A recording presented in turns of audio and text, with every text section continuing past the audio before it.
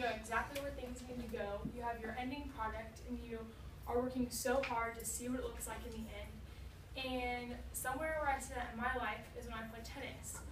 To have something you're proud of, which would be your serve is what you're mainly working on when you first start, you have certain pieces that you were trying to get together to make one thing that just looks everything you planned, like everything you've been working on.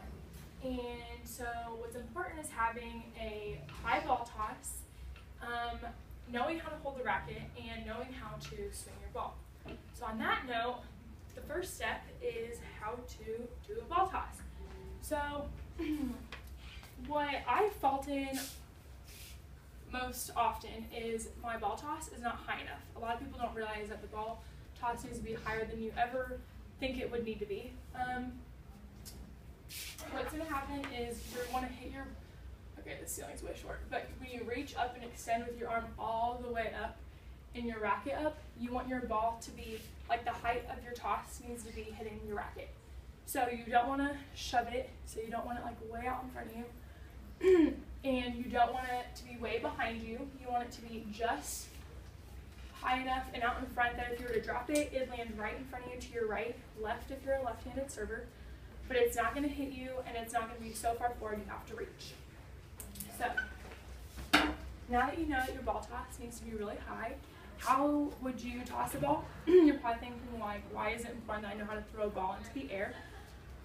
Well, if you know where your ball needs to be, you are going to be able to guide your swing better. So if your ball's over here, you're going to be swinging over here, and that's not where you want it. You want it in the spot that is good for you. So like what a lot of tennis players will do is just go on the court and toss the ball over and over again without even serving it. It helps you find where that spot is for you, because for everyone it's a little bit different. So just practicing it over and over again and getting repetition will help you get it every single time. Now that you know how to toss the ball, you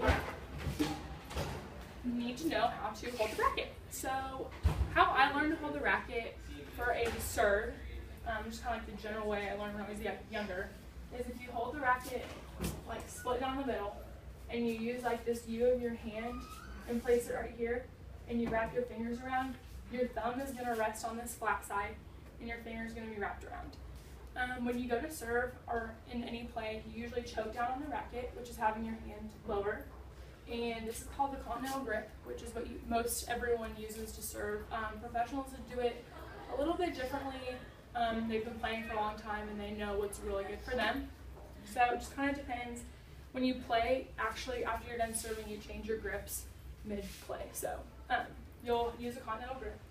I always learned that you will act like you're shaking someone's hand. So if someone were to walk by and hit this, your handshake on the racket should be firm enough that it's not going to fall, but you shouldn't be white knuckling your racket, like it's going to be harder to control that way. So now that you know how to hold the racket, you need to know how to swing. One of the most important parts is getting the power and the speed of your racket so that when you hit your ball, it's not just like floating over the net. So I normally, so everyone needs to start with the racket down so you can gain your speed. I usually bounce the ball 3 times before I serve, that's just my thing. And then you're gonna draw your racket back. So starting down by your side, you're gonna go up like you're gonna like itch the back of your head or something, and you're gonna rest the racket on your back and face. This gives you more like momentum from here to here. So once it's resting on your back, your ball toss should be at its height and you're gonna reach up and snap down over the ball. The snapping will help give you like the force it needs to get over the net with power. So after that, you still have to follow through. So you can either go down by your side or down across your body. It doesn't matter, but it's also really important to keep that energy going and then bring you into your next move. So now that you know how to swing it, I did a demonstration of, should I flip off the light? Yeah, you can always get. Okay, it was a really long summer, I'm gonna be honest, I didn't really touch the racket, but this is generally what it will look like. That was really short, I hope you didn't blink.